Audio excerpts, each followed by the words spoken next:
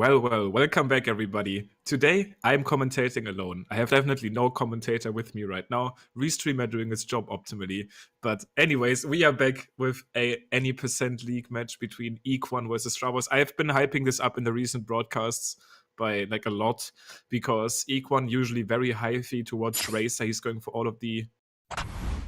Hello and welcome. Your friends are here. Okay, that was actually kind of funny. I was going to say I'm hyping up this race since pretty much these last days because Stravos seems once again to be the most consistent racer of the league. Equan, the biggest wildcard, goes for the hottest strats or fails miserably. That is obviously, it's not as bad as I just said that. It's a lot better. But sometimes Equan does take a pretty big fall, a pretty big fail. But for real, I'm joined by Badronis on core commentary, and I can't wait to get this one on the road. Yeah, same. This is one I'm really looking forward to.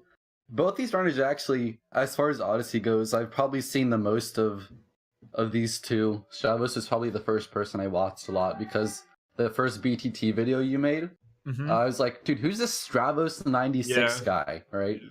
So I was like, there we go.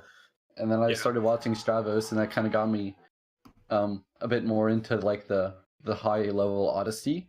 And then Equan I know a bit from Mario 64, but also just good lad. I don't know. And he's fun to watch.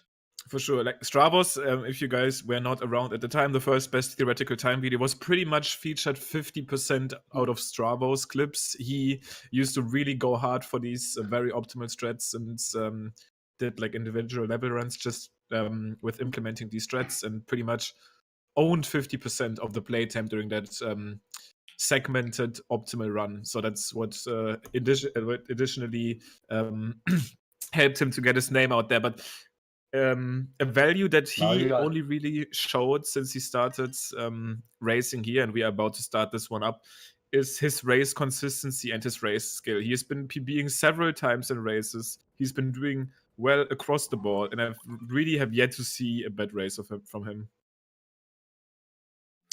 Yeah, going back off of that, it's really weird how Stravos kind of made his name out of being a super ambitious, risky player.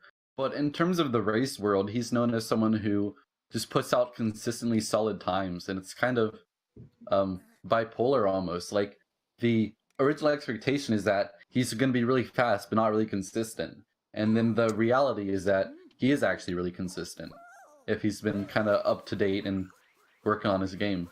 Yeah, and then funnily enough, it's actually Equan's reality is pretty much the other one that you just brought up. He does well in races if everything goes well, and he also goes for everything you could kind of imagine if a new strat gets found, and he's like looking into this early. And even though he might not be the first person to add into actual like real-time attack runs, he is yet probably one of the first person to edit in races. He is kind of the guy that wants to show off, and he knows people are watching, and he wants to show off his skill. So occasionally he goes for stuff that is maybe just recently discovered.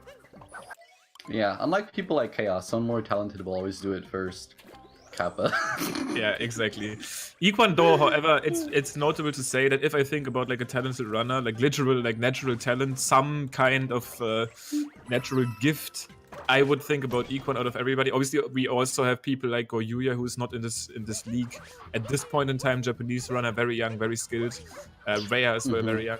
But I would usually, for real, look at someone like Equan when we talk about actual like talent. But for now, both of them looking pretty talented. Stravos actually having some issues in the frog room so far, but this initial start here looks good. Both of them getting left side and really only that early segment in the frog room kind of between them.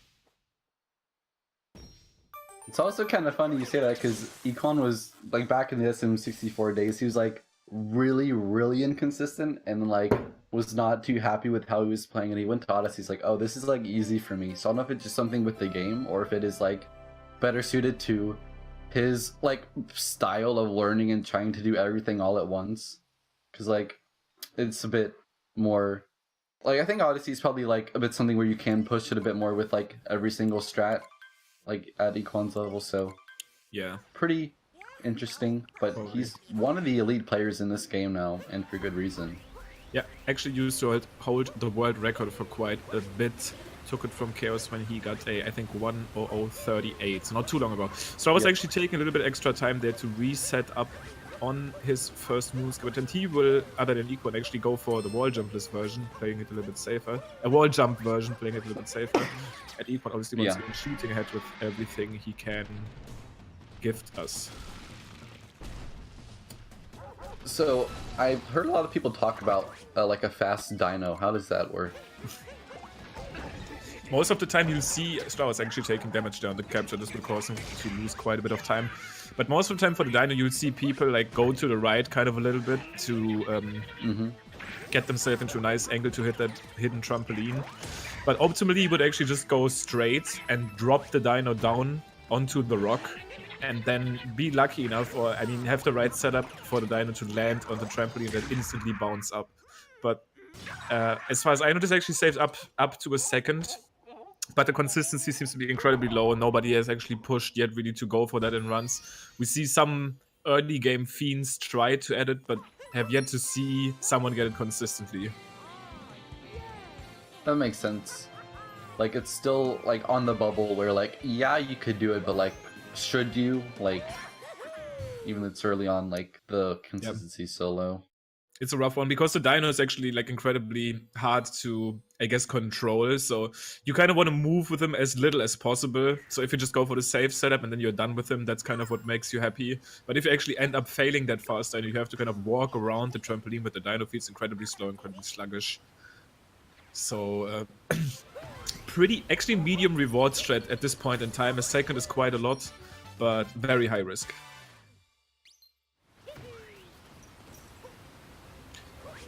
As far as I know, actually both of these runners are using sub-splits, by the way. This is something that has recently been added. I mean, it's hard to say, you can't really say it's been added, but people have been starting to use sub-splits in any percent, and I guess the top players are adapting, because it does give you some valuable information. In this game, especially since these minor movements matter so much, really helps you like find mistakes easier, see what strat saves actual time in a run. Because I think it's interesting, sometimes strats are, on paper, they are faster. Like, you've seen clips where they are done faster, but you doing them might not actually save you time. So getting that information from something like a sub-split can be pretty vital. Yeah. It also helps you break down when, like, these kind of long segments, like, say, like Luncheon, which is about 6 minutes, people are getting very consistent at it, but still trying to go so fast. Someone's like, oh, I got like a 6:10, I got a 6:09, I got a 6:08, Curbs got a 6:07. I don't know if anyone's even got a 6:08. Curbs is just way ahead. But in that whole regard, you're looking at an entire kingdom. It's like, where does he save that like 3 seconds over my gold? I'm an elite player, I need to be on his level. And then you can look at the sub-split and try to like pinpoint that. So like, if that's your philosophy, it's probably a good one. Yeah, if I remember correctly, Curbs might have gotten a 6:06 at this point. Oh, really? Which is pretty... Commentator out of date. It actually probably happened in one of these races, if I remember correctly. Gotta check back on my facts there. Luncheon is probably the best example that you bring up there. Sand is another good one, though. There's a few tiny lines that you have to just get right, such as going towards that moon here. You want to spin count that optimally, and also your exit has to be clean. This dude that Econ is currently trying to approach here is another good example of that. Oh, not getting the instant ground pound. Gonna have to get a second try. Probably the only gun he's actually messed up at all, even if you want to consider that a mistake. True. Yeah, Stravos actually taking his time there. He knew that he wasn't gonna hit the moon at that position. Econ going for the side flip on top of the ice pillar. Very minimal strat. Most of the time that Stravos actually going for his signature one, where he just keeps jumping and then kind of angles his cap dives.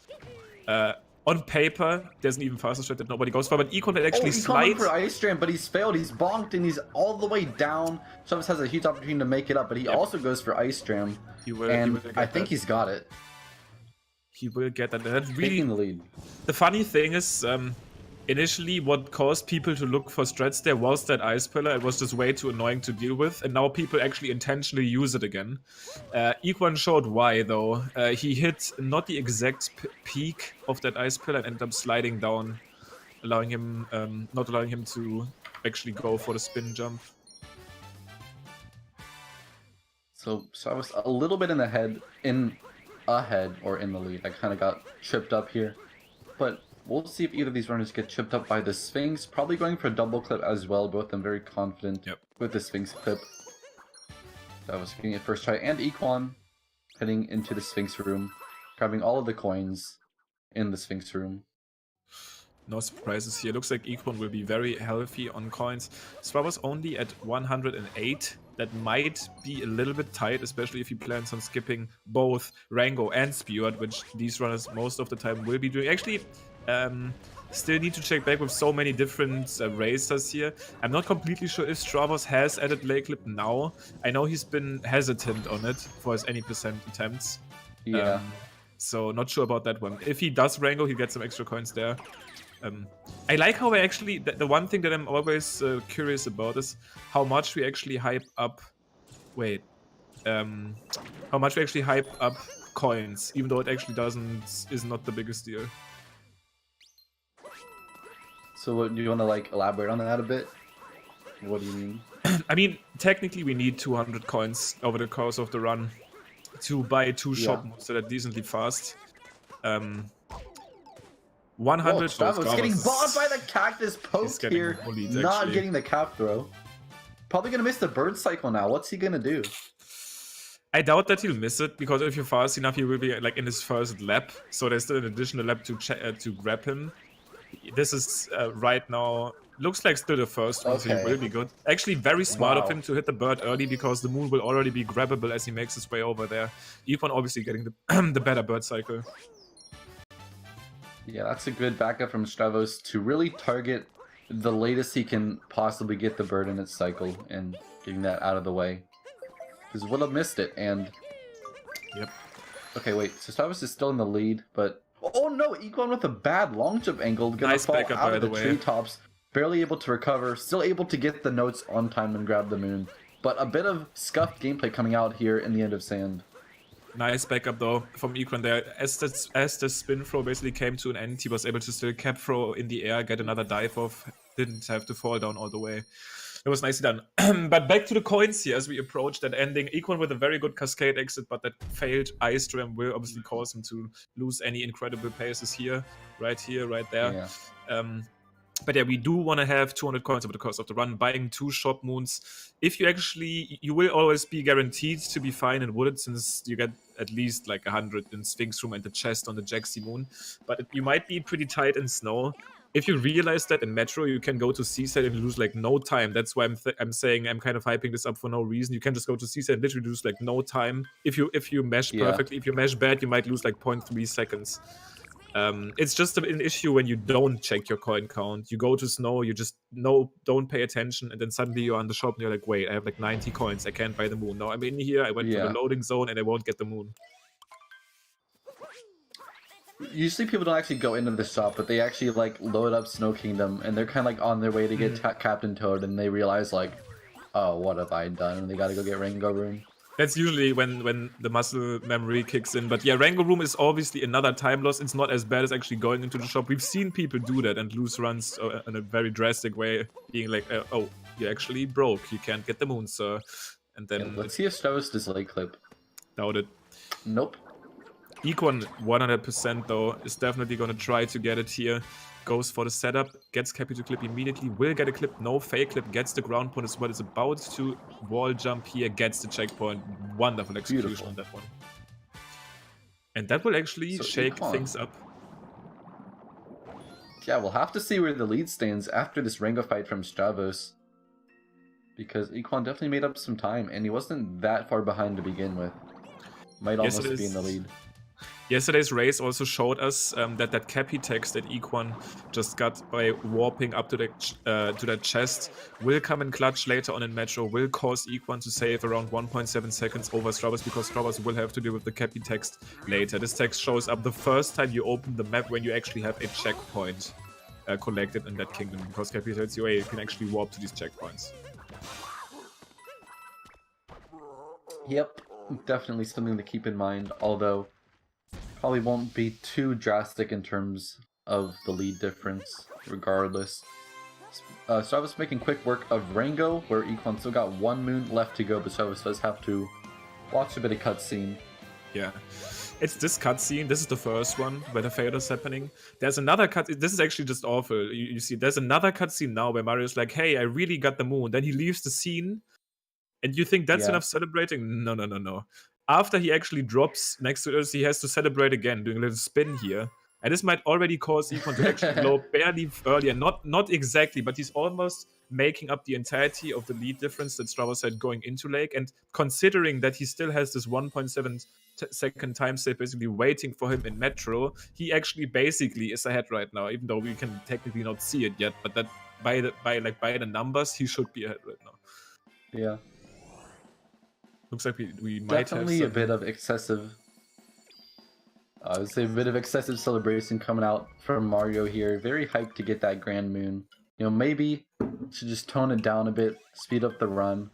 You know, someone like Banjo just does a little dance, lets Kazooie eat the Jiggy, and he moves along. But Mario got to do like about a 30-second celebration. If this was in the NFL, he'd probably get that yellow flag. Actually, I don't think they do that anymore. There was like a time when they had like an excessive celebration penalty, which was kind of stupid. And it kind of ruined some of the fun because I don't really like watch American football. Oh, that's still the thing in actual football. I'm gonna call it actual football, just European football. People still get like penalties for actually celebrating too much. First person from Equan. Currently hanging in there with the production because I just noticed we might actually have a little bit of deformation there on Stravos' screen now that I'm seeing that border there on the right. So hang in there, we're trying to fix this. Probably going in for the hot transition. Woof. Instant fixed. Stravos unintentional backflip. They actually wait. Is this the same gameplay? No, it's not. They actually look like super synced right there. But both of them spin pointed at the same time. For the tree, but Stravos is not. He's just going to go for the prawn. Equan going to save about a second or two. This is your little thing. I mean, you found a ton of stuff in this game, but this is one of them. How much does it save exactly? Not super fair to say that this is mine. This has pretty much been known for quite a while. We just needed someone to actually push people again to get clips for this and then get like a comparison. Many people been active in this wooded routing stuff, but it's realistic to say that you can save 1 to 2 seconds if you do semi-well to well. However, if you make I guess just a bigger mistake, something like a bonk, or if you don't get the uproot to spawn in early, suddenly that time save is gone. It's a very minor time save. It's almost like you can kind of imagine it like a strat, but it works in like a route. Like it's pretty much if you have the strats for tree and for the jump, you will save time, and that causes you to take a different route. But it's not actually the route that saves time, but just moving faster, like. Improving movement so much that you are faster than the cutscene. That's kind of what it works. So optimally, you can save, I guess, 3 seconds if you play out of your mind, like best theoretical level. But in a run, you'd save like 1.5 if everything goes kind of well. There you have it. Limcube coaching the stream. It's always a pleasure to hear from the man himself how these things really work. So Stravos going to take down this nut in the back alley.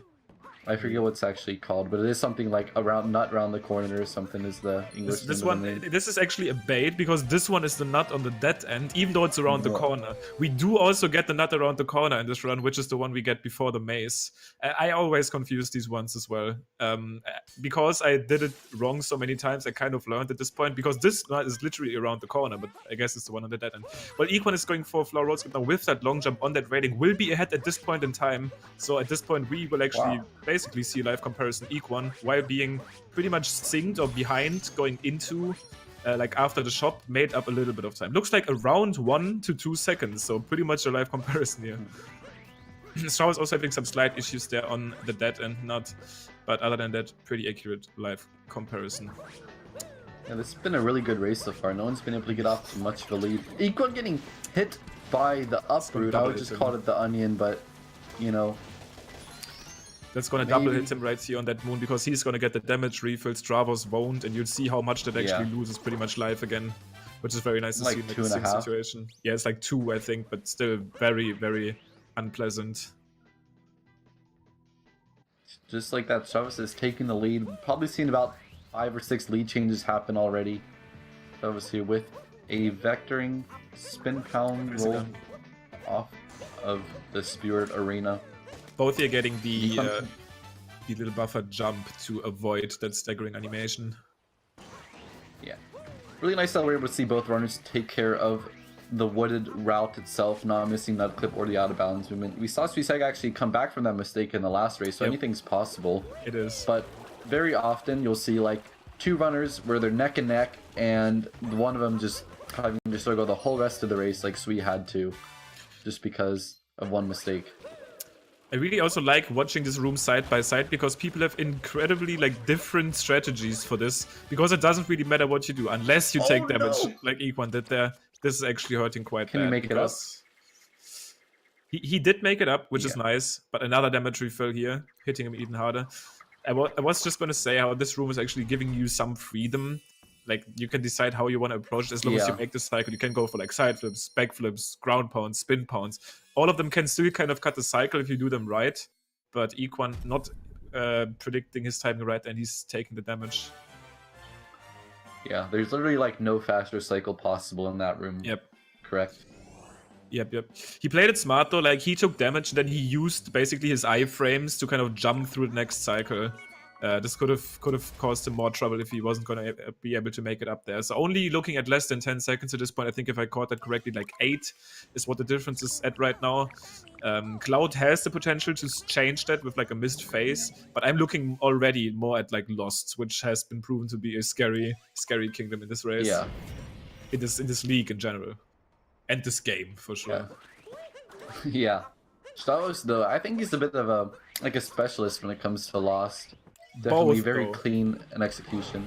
But I do agree with you actually that Stravos is probably one of the like Lost specialists. Like if I think about anyone, I mean there's some best theoretical time guys, but from the top runners, Stravos definitely tended to have always really good Lost exits or like Lost splits, but Equan is kind of a jack of all trades. Like when he puts his mind to a specific kingdom and starts adding strats and they all work, then he is gonna get a good split. But Stravos is pretty known for consistent good Losts.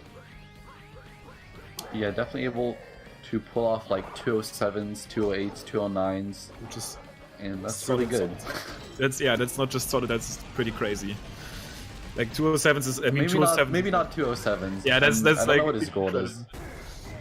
The best we've seen is for this actually a full run of the kingdom in 2 minutes and 6 seconds, once again by Japanese runner Go Yuya, and that IL won't be beaten. Like I don't think, I mean, not even the sub-hour run technically needs to have a loss that good.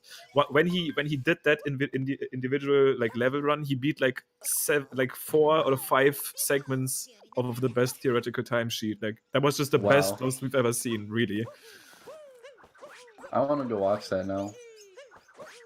Yeah, we're literally going for everything. Korura, the madman. Yeah. And he's only like 13 or 14. Yeah, I'm not completely sure around that. Like, he's a young boy at least.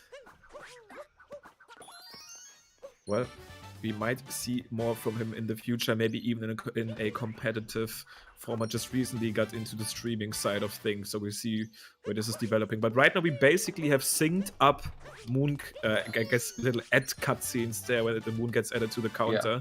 Just one moon apart, and these moons are incredibly quick. Equan will miss the ground pound entirely. Interesting. It's a bit strange. Maybe he just kind of like a phantom ground pound, like it didn't actually register the input, or he didn't press it hard enough. That does happen there occasionally. But Stravos is holding onto his lead so far, not hyped up for no reason. This loss is looking pretty solid. No strats that we haven't seen before, but other than that, this is looking nice and smooth. Stravos going for the cage triple.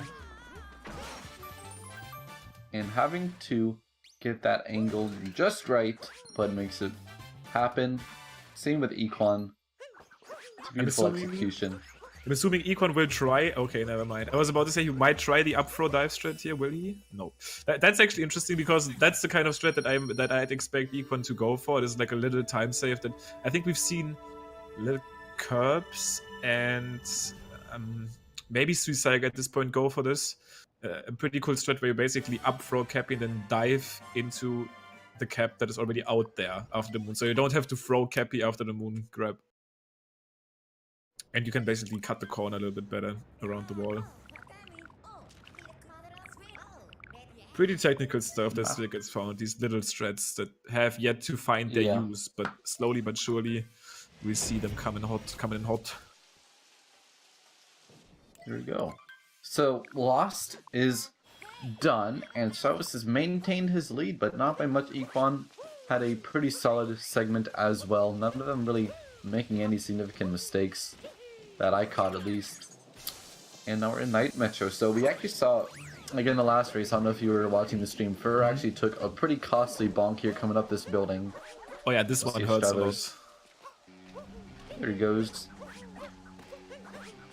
Yeah, this one, this section in general, like Night Metro in general, I always call this, this is like the new player slayer, quite literally. A bonk like this won't really cause you much trouble for Stravos there, obviously, but in general, the way these structures are built, wherever you fall, you most likely lose 10 or 20 seconds in this outside section, and then if you fall in City Hall at the very top, you lose like 40. So if you make bigger mistakes, and these yeah, exactly, that even on top. Like, these mistakes tend to happen to new runners, like these bigger mistakes, these bigger, costlier bonks. Equan obviously still trying to go for the elevator skip here. Being able, he was saying earlier that he wasn't going to do that, and this will actually cause him to catch up quite a little bit here, visibly. Just kind of outracing the elevator. He mentioned earlier that he wasn't going to go for this. This is really, really hard, but ended up on the fly to still show this off. And this is, I think, I'm not sure if he did it every race so far. I might have not done it in his second appearance, but his first one definitely is one where he did this as well. Well, actually, this is, I think, his second. I think this is like a delayed second race. I'm not completely sure. Yeah, I think this is the second race of the league. Pretty much everyone's done 3 at this point, or has done 2. So what did you call this? Like the noob player slayer? What was the name? Yeah, I said Night Metro is like the new player slayer. There was just like I came up with this rhyme out of nowhere actually, but I guess we should keep it because it actually does sound pretty good. Yeah. But I mean, you brought it up yourself. That's what I'm saying.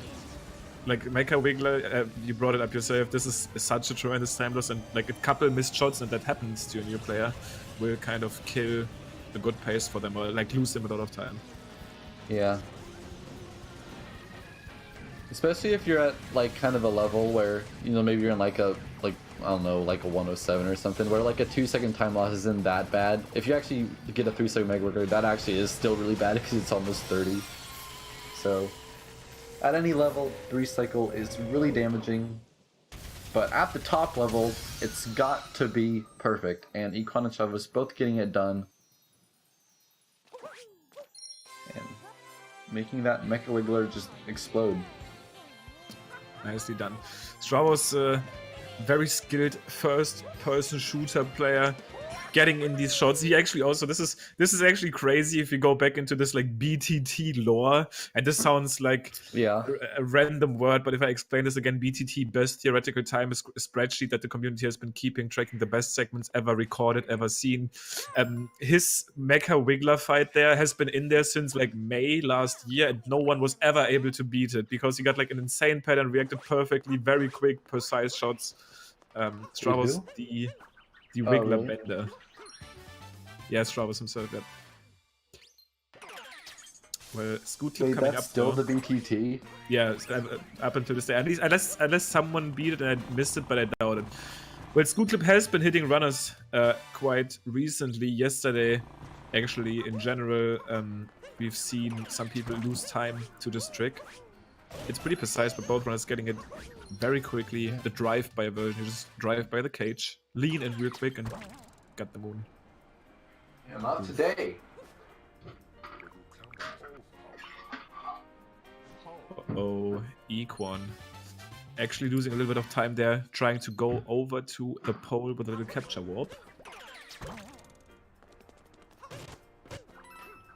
Getting that. I was making up a little bit of time. Coming in this girder that's really out of the middle of nowhere. You know, if I was, you know, like a construction worker and it's like, hey, I need you to like do anything involving that particular piece of girder, I would not feel too comfortable. But Mario is fearless. He's going in there. Sorry. Dude. No. I was about to make a prediction. Sorry for cutting you off there. Mario is obviously fearless enough to check out all construction sites. But in recent races, we've actually seen people sink at one of these musicians' cutscenes almost every time. So I am actually bold enough to make the prediction here that Stravos might take a bonk or somehow miss his... Equan? What? Equan just forgot to get Hello? the bassist. Unless he's doing something completely new that I've never seen. But he still actually needs to talk to the bassist. I hope he remembers at some point. That's a weird mistake to make. So my prediction pretty much getting destroyed there immediately.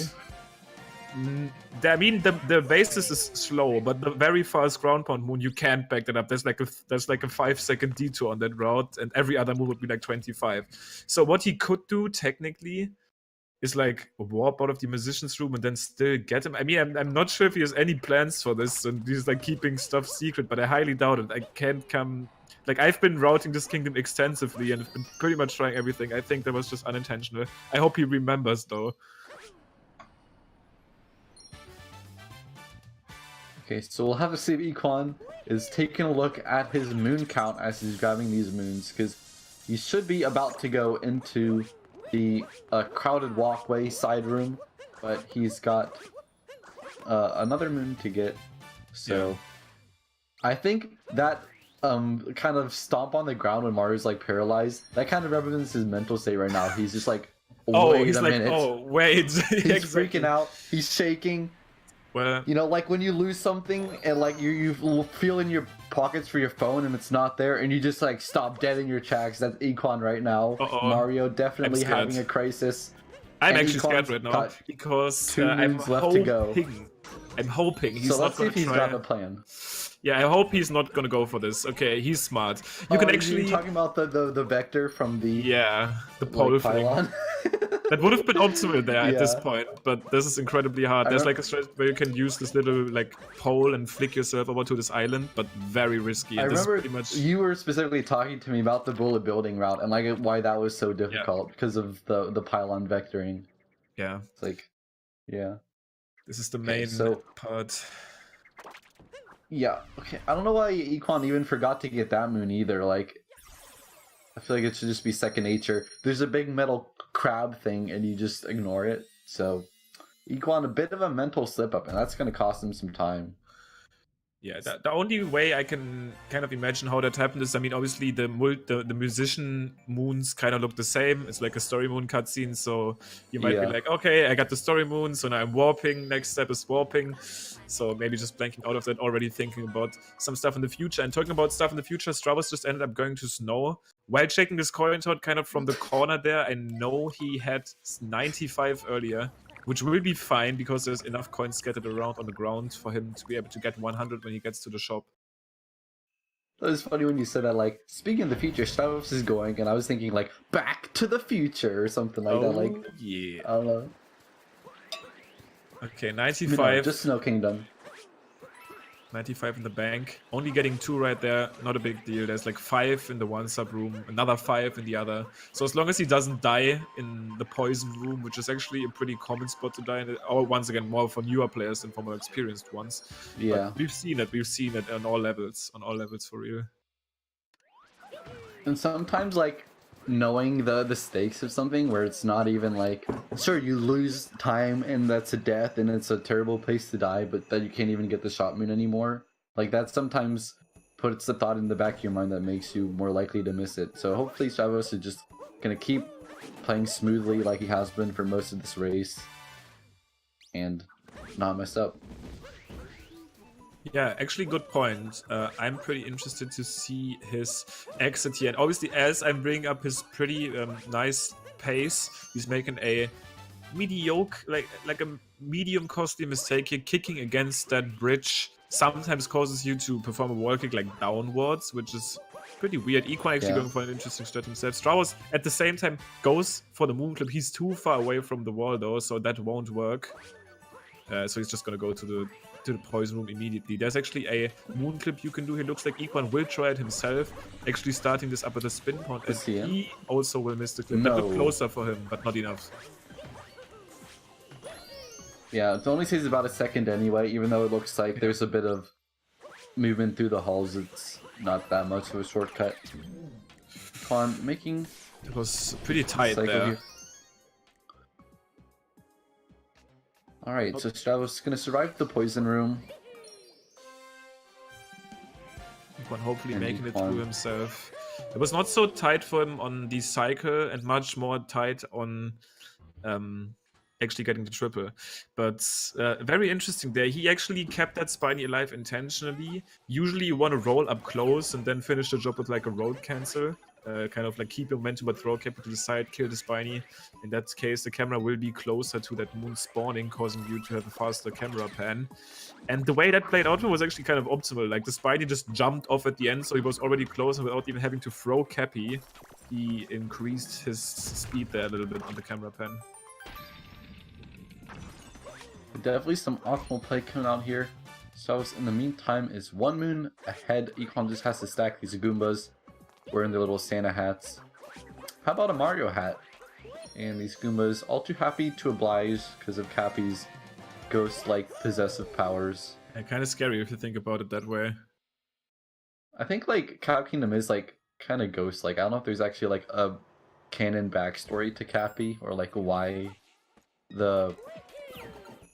why this is all possible in the Mario universe, but The we'll just go capturing along thing, with it. yeah. It's cool. Yeah, I don't actually really know.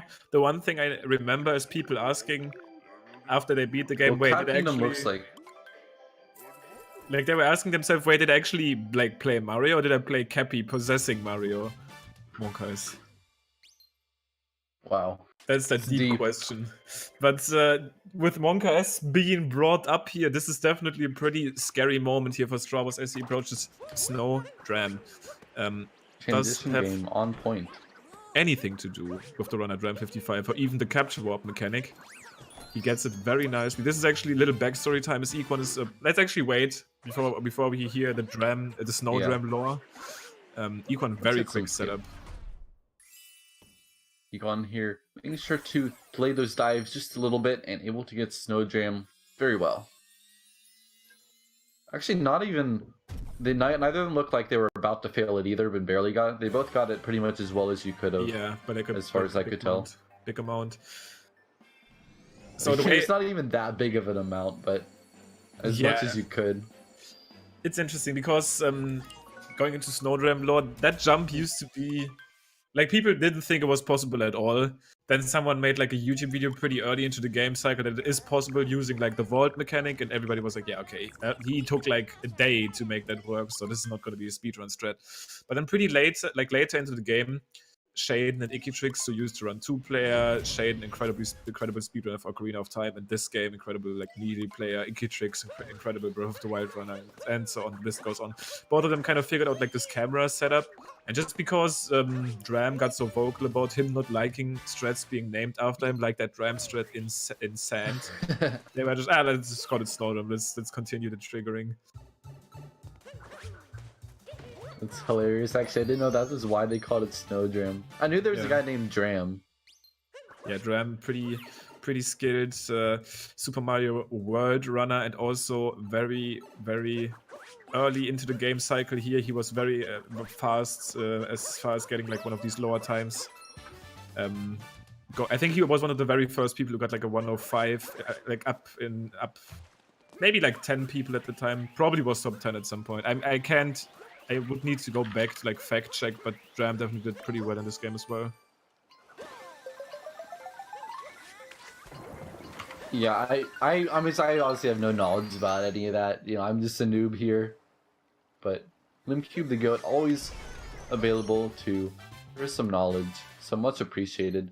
And Equan can go for this Rocket Flower refresh. I said reflesh as in zombie flesh or something like that. Stravos here got the strat, but missing a cheap. That's kind of costly. A very uncharacteristic mistake from Stravos here. Equan gonna be able to save a little bit of time if he can make it over there. And he does. Gotta grab this cheap. Able to get the top one. Pretty optimal from him. Not having to sink and grab the middle cheap.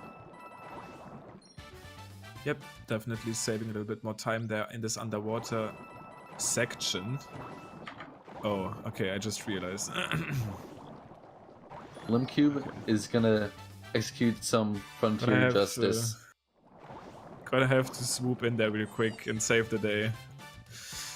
Yeah. Literally Well, getting Limcube handle that. I can take over for like it just seaside if you want to like take off a minute or so and do your stuff. So Limcube is gonna go as thanks Rox. Limcube is gonna go execute some swift justice on some what do we say? Just some baddies doing mischief in the Discord. Not even like, I don't even know what it's for, just spamming it, trying to add everybody for no reason. But there you go. Sometimes you just gotta deal with it, and Limcube is gonna take that guy out. So yeah, he's out of there. Outside, nice. Target acquired. I just server muted real quick, and then it's like, there we go. Limcube target acquired. Beautiful. So Stravos in the lead. I think he's had a pretty good run. I don't know what pace he's on, but he's probably on like at least a mid 101 kind of pace. Maybe even better. And this is once again showing how crazy consistent Stravos is in these races. So this is obviously not out of Equan's hands yet. Equan definitely has a good chance to catch up here. And this is obviously a pretty good time for potential newcomers to this league to briefly bring up like the point system, which potentially is gonna, in some cases, probably favor Equan, but in some cases also favors consistency if you just keep playing super well like Stravos. But I mean, as we know, there's winning is what you want. The rewards, yeah. Right. I mean, you can get into that, Patronus, if you want. Like, winning obviously is the main focus. Yeah, sure.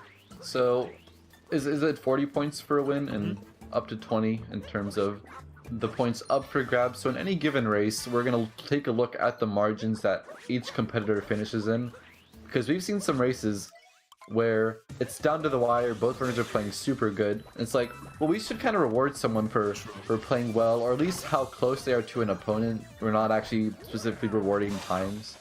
But in this case, we've decided that for every 10 seconds a runner is apart from the winner, they'll get, or I guess it's oppositely, so there's 19 points that they can get, and they'll lose a point for every 10 seconds behind they are. So if you're like losing by 30 seconds, you'll still get almost half of the points that the winner gets. You'll get 16, and the winner will get like 34 exactly. or 44. It's pretty close. It's also kind of works around as a double-edged sword. As we approach Speedrun here, this is obviously not an interesting fight. This gives us a little bit of time to talk about this. But it also kind of incentivizes not only the guy that still keeps doing well, but it also incentivizes the winner that is currently winning to play even better. Usually you might be ahead and be like, okay, I don't need to go for this 1 second time save. But suddenly you might be more interested in that, because it might just seal the deal for you to get an additional point. And that additional point might seal the deal for you to get a better playoff seeding. And all of that will actually matter in the long run there. Yeah, it's definitely good, because you don't want a race that's like someone decided, like, say we're in Lungeon Kingdom, someone's like a minute ahead and they're like, yeah, I'm just gonna like play at 50% and just kind of squeak one out here. No, you want to go pedal to the metal as long as you can, and if you're down, you don't want to quit. You know, you want to get some of those scraps. So Equan and Stravos making good work in Luncheon though. Yeah, Equan is actually going for a pretty new strat there, going on top of the little blue rock after the sub room, and he got like an unintentional dive fault there, which was probably pretty. I mean, it might have been intentional. I highly doubt it. Yeah. Getting dive faults is like, I mean, it's definitely like humanly possible easily, but doing them intentionally in a high pressure situation in a run, pretty weird. You gotta like throw Cappy, dive, and then during the dive, hold the control stick back again, so it's kind of like a back and forth, pretty unnatural input. It's kind of like the vault you do with Snowdram, but you just do it out of a dive, so it's actually very efficient, but hasn't really been routed in yet because it's just literally too hard for us to do at this point. There's some places where it could come in handy. Yeah, definitely a lot of things that are yet to implement in the game just because of how challenging they really are. Coming up in Forks Room though, this is kind of just a fun room to watch. It's kind of been the same way for a little while. I don't think there's really much else you can get out of it. But what we have is a beautiful display of homing throws and optimal dives to get close to the fork. And some nice ending movement here where you actually have to get around the outside of this first moon chamber and get a nice roll off the ledge. Equan getting a nice roll there as well. The little fence. And Stravos and Equan will both make it over towards atop a jutting crag, which is the official name of this moon. Yep, I'm learning the moon names, kind of being forced to do that when you learn these longer categories. Some of them are pretty weird. Stravos will pretty much drop all of his momentum there with the turnip. Oh my god, this turnip got destroyed!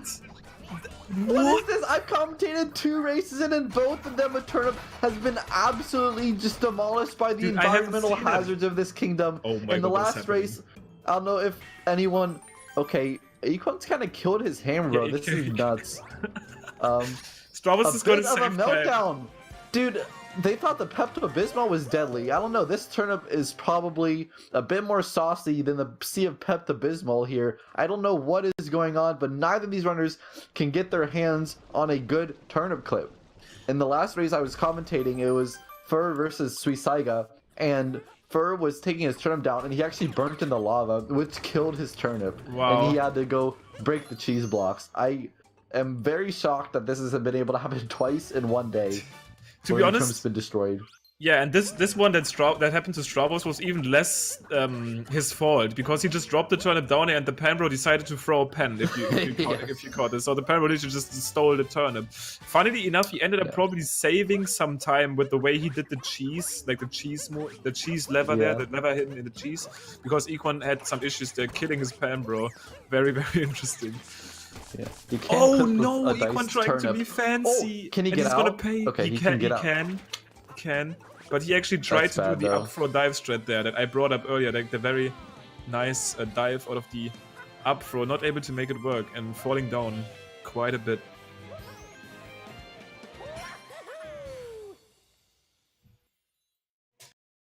Well, fading out here in luncheon. Looks like Stravos will build his lead even with all these very interesting events there during the turnip section, but Equan will kind of add up a little bit on that with that fall there close to the end.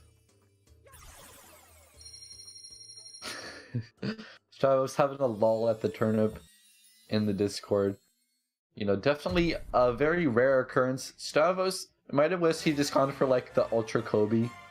You know, that he's done it some like I don't know if he's like I remember him saying that sometimes he will actually just go for like the gigantic turnip toss. Yeah, you basically just drop down and then you throw, like your life depends on it, and just pray to the RNG gods that somehow the turnip is landing in a feasible position for you to use it as like a clip tool. Yeah, I was thinking in that case it wouldn't even matter where it landed. He would actually just gotten the turnip by the cage.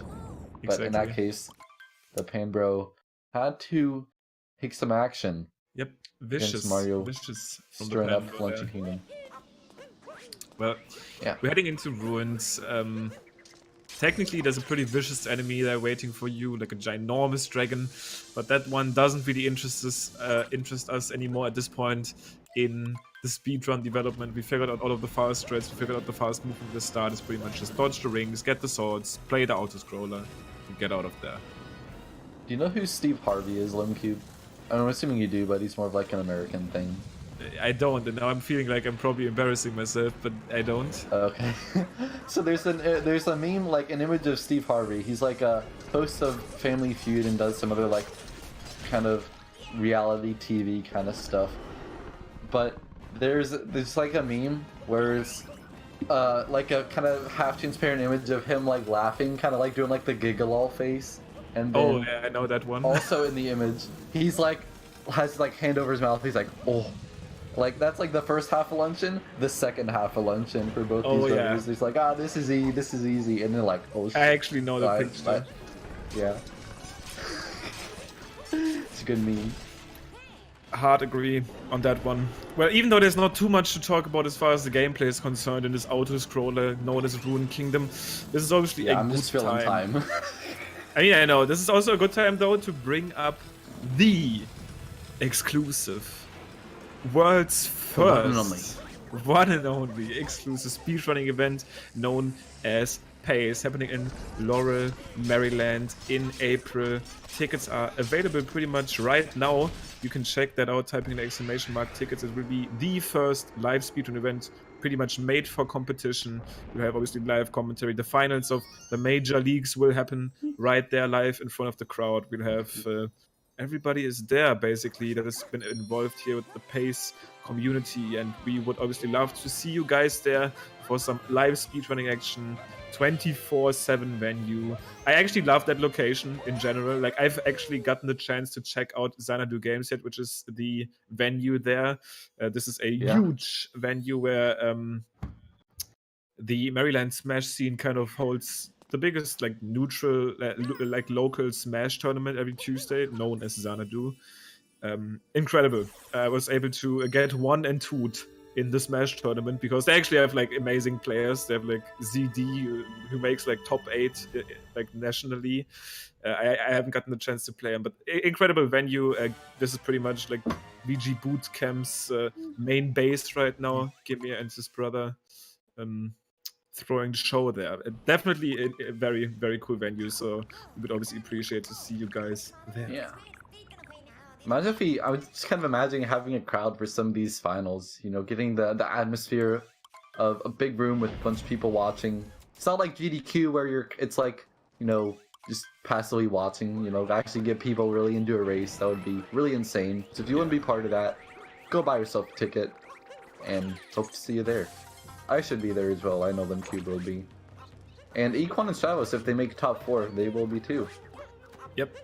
I think at this point they actually plan on going anyways, but they obviously have pretty good chances of making it. Right now, this race is still feasible for Equan to win. He's still hanging in there. Stravos once again showing why he is feared probably by a lot of these competitors. Equan will, and I'm actually not sure if that's something he still does. He used to do this like pretty much. Bird Jam going a bit wrong, getting hit by the spiny. I don't know if that's just bad luck, but a bit rough. And kind of like a personal adaptation. Getting the moon this way, if you don't get hit by the Poke or by any spinies, will actually pretty much don't lose you time at all if you don't go for the very fastest strats at the crate moon section, which nobody really does. So it's kind of like a personal like adaptation. Like, I like this more, I can do this better, that's why I'm doing it. He ended up taking damage, but it's still his personal preference. That's respectable. I wasn't aware that he's still going for this at this point in time. But why not, dude? If it keeps happening, if it keeps working, might as well still use it. That obviously also will kind of make that difference we are currently dealing with a little bit deceiving. Looks like Stravos is ahead by more than he is because he has to get an additional moon later on. Yeah, so this has also had a pretty decent shards. Equan's gonna be coming up on that section as well. Probably one of the most fast-paced movement challenges in Bowser's Kingdom, or in the game in general. Just usually you don't have to get shards, but since this is a general shard moon in the game, not this specifically, but since it is a story moon, you have to do it, and we try to push it to the limit. Yeah, sharp moves are kind of extreme, man. As far as not challenges, but as far as like, I guess, work you have to put in to get one single moon. Sometimes you just like ground pound and you get a moon like on some random spot. Yeah. But for shards you need to like find 5 specific unique pieces, and then there's like a cutscene that it like introduces the moon. It's pretty wild. In other cases you just like talk to a guy, or you press ZL and you get the moon, but whatever. Yeah. There's 880 moons, you gotta fill them somehow. I kind of wish they would have had more sword moons instead of like the just moon buried in a shining spot on the ground. What? Equan? I don't know what he was doing. Luckily he was able to homing throw back onto the pole. So he was actually going for the strat that he will get now, and I always bring this up. The good thing is if you actually end up making a misinput and fall, Cappy will at least be your saving grace, because you obviously intentionally let it hover close to the pylon to actually like capture more back to it after getting the moon. But since he fell, Cappy kind of was a saving grace, helping him to stay alive. He was able to warp back. Both of them fighting Harriet right now, so it's already done. This is the longer boss out of the two as far as actual fighting time is concerned, because Harriet is like swearing around the arena, throwing some bombs. For Topper, you kind of like instantly destroy him whenever you can. Yeah. The big thing is though, you just kind of have to not let Topper get his like phase going where he like runs around with all the hats on the ground. You just gotta be quick to jump on him and make sure that you can't waste any of your time. So, Equan taking care of Harriet, Stravos taking care of Topper, still a little bit behind, but not too much. Yeah, and then once again, obviously check moon counters right here. Equan still has to fight Topper, and Stravos is basically now tying him with his moon count, also getting 4, but Equan has this additional moon from earlier when he did get the moon behind the big wall, aka bird ram, whatever you want to call it. So the lead is even less than it looks like right now. Something like a 4 at mech would pretty much destroy Stravos' lead. We've seen him also get unlucky at that section. Actually ended up falling there before for seemingly no reason. Sometimes it's really hard to tell why you kind of lose your like your stand on the mech, especially like while you wait for the third hit to happen when the mech is like running around the arena. We've seen some weird faults there, to say the least. The Stravos has gotten that last moon that he needs in the kingdom, and Equan is now, and we can kind of see how far behind he really is, and because that long cutscene is actually a good bit behind Stravos. I don't know if this was exclusively due to turnip clip or just messing up in Bowser's, but Stravos has a pretty comfortable lead unless he doesn't fail mech. Did have the mistake there on that capture warp strat. We see Equan's movement here though, so this is what you need to do to make Birdram work. Like, you need to have solid movement there. If you don't do that, then that moon is not worth it. But right now we start off by Stravos' mech climb. He's going for the traditional backflip climb. I'm still saying that because I personally do a technically faster strat that nobody does right now, which is the wall jump climb. That's only faster if you kind of top that over the side flip though. That is incredibly hard and probably not to be seen for a long time. But Stravos is going to go for that approach. He will get the first 2 hits without any problems. Once again, this is the phase where it gets kind of scary. We've seen him fall here for seemingly no reason. Equan is starting to fight at the same time. But now Stravos definitely careful about where he stands now. Yeah. He's not going to leave it up to chance. Right, third hit. Equan is targeted card coming out for Stravos. Gets the last hit in. Very nice. Equan needs to match it if he wants to keep any chance at winning this. I mean, there's still big mistakes. Never call a race over. Literally kind of the motto of this week. After we've seen Little Curbs get invisible ball at pretty much the last input of the game, causing him to drop in about like 80-second lead to literally the last jump. So never call this over until it's over. But right now, Equan needs to hang in there. He definitely wants to get the strat to increase his chances. Oh no, he's landed back on the mech here. Can he get... Okay, he's able to land it. That was clutch, because in this phase the mech actually starts like relentlessly walking around, and it can be really hard to hit Spewart there. But the way the confidence that he had there to just be, okay, I'm gonna run on the other side, I'm gonna go for this ground pot. If I miss, I probably lose, but if I get it, I might still have a tiny chance of hanging in there. Maybe Stravos messes up Moonskip, maybe Stravos messes up some strats in the Bowser fight. Yeah.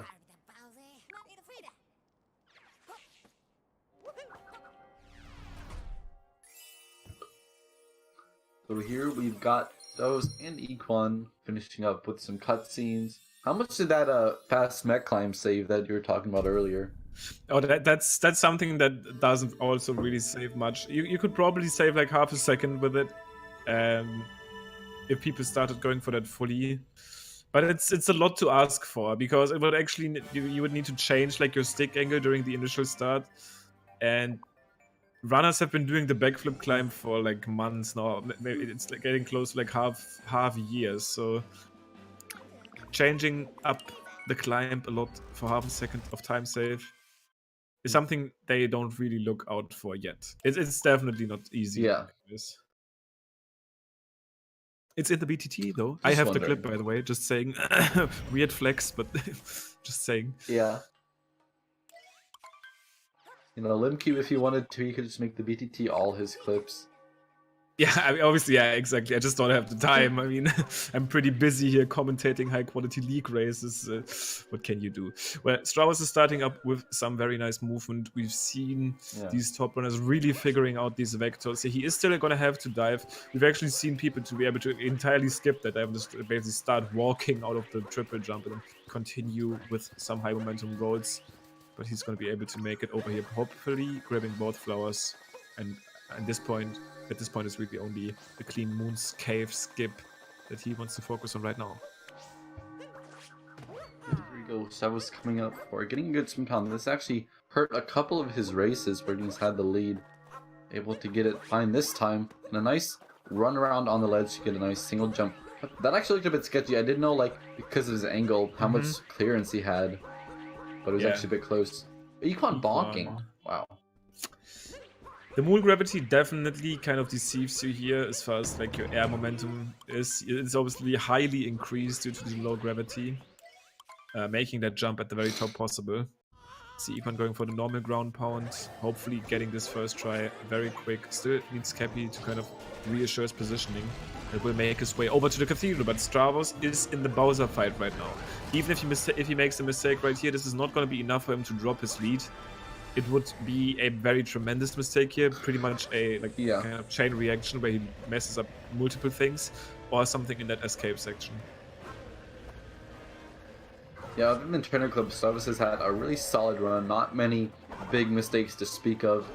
You know, Bowser's went off without a hitch, and this Moon, at least the beginning, has not been an exception to that, where Stravos has really been showing that, you know, no matter if you overlook him or if you hype him up, he'll just deliver a solid race every time. That's kind of crazy. It's actually true.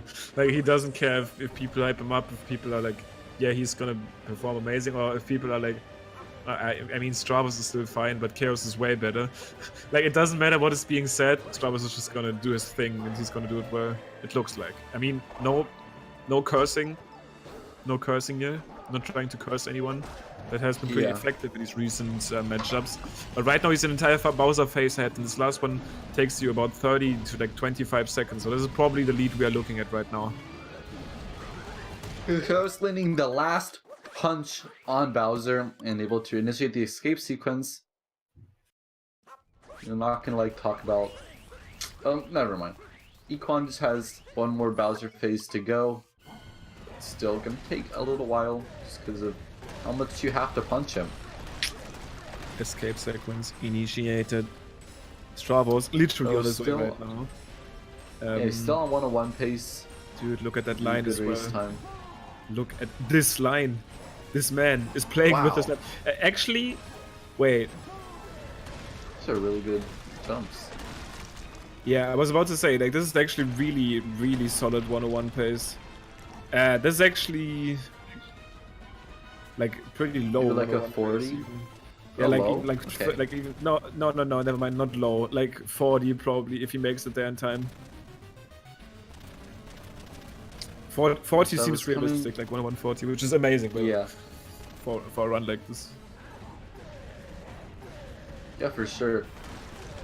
Equan here in his own escape sequence, you know, just being kind of ballsy to run on the falling platforms. I guess it's just a matter of preference. Although, I am kind of curious if anyone's actually tried to break down the science of Bowser movement, see if anything's faster or slower. But Stravos able to get probably a 100 like 3x. Yeah, it's actually 3x pace. Yeah, 113x pace actually at this point. He is definitely messing up quite a lot of these shots right here. Equal, what was that? That looked so scary. Like, he kind of jumped in the air on this block. This was probably one of the fastest 2D skips I've seen. Like, he slid off that block. I'm not sure if anybody can clip that. It was amazing. Wow. He was like in the air. I don't know how he did that. But it looks like that won't cause Stravos to drop his win here. Pretty sloppy first pillar, but making these shots count right now. And is gonna claw in here. You go Equan on low 102 pace. Stravos about to take the win.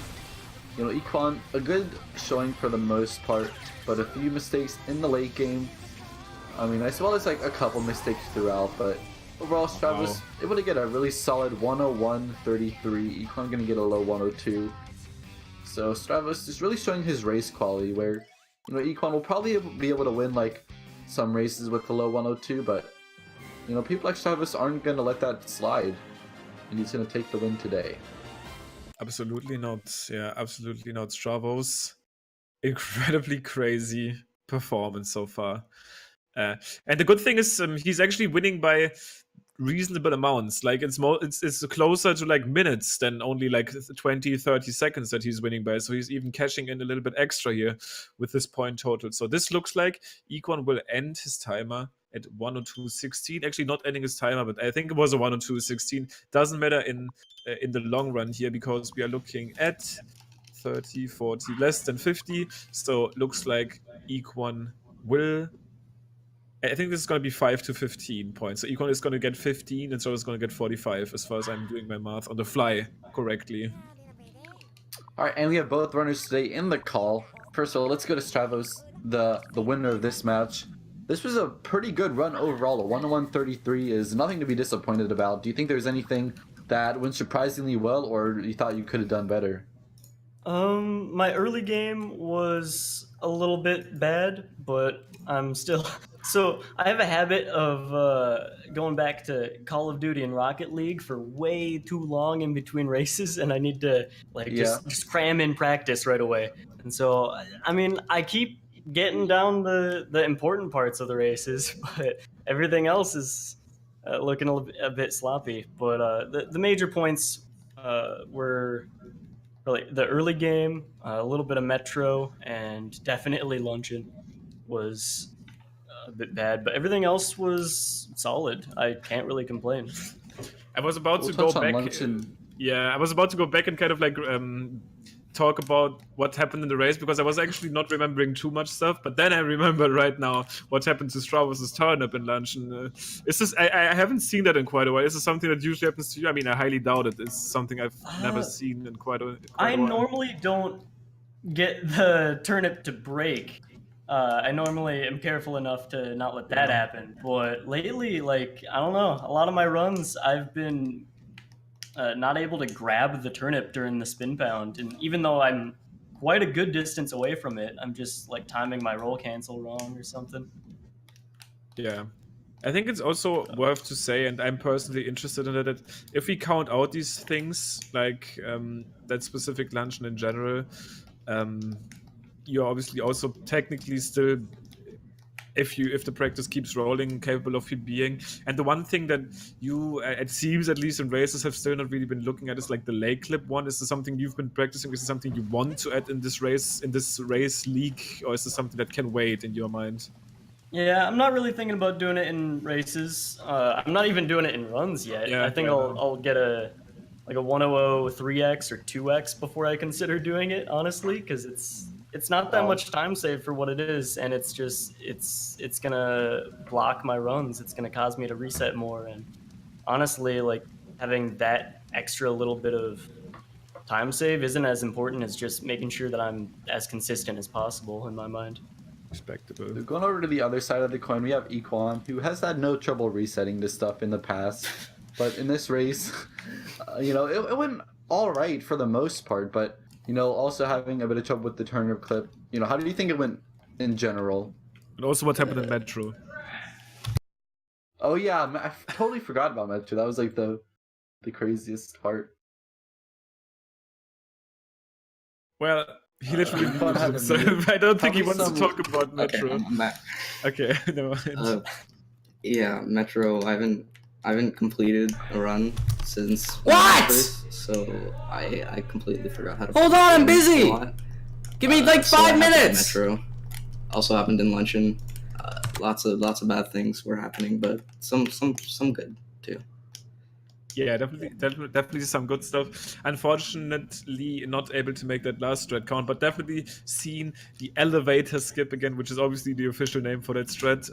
So that was nice to see. Showing that off in your other appearance as well.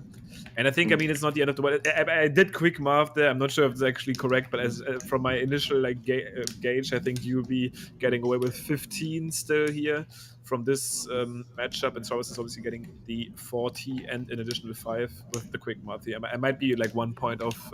Equal actually didn't completely split in time, and his timer's gone now, but the stats team obviously got us covered there. But yeah, thank you for another pretty much some additional insight here on this matchup. Stravos obviously also very deep insight here on these camera posts. This is something to appreciate a feature that we sadly don't use at all in the speed run, which is kind of weird because this is kind of like an inbuilt frame advance. But this is this is gonna be in the next episode of the deep dive for something which you guys should check out. By the way, check out GSA on YouTube. Quick plug. But we are going to be heading into an intermission right now. There is more action to be had. Make sure to follow these runners. They are amazing performers, as you guys just basically saw live. And make sure to follow the GSA channel as well if you want to see more races live. And thank you so much for tuning in today. See you guys in the next one. See ya.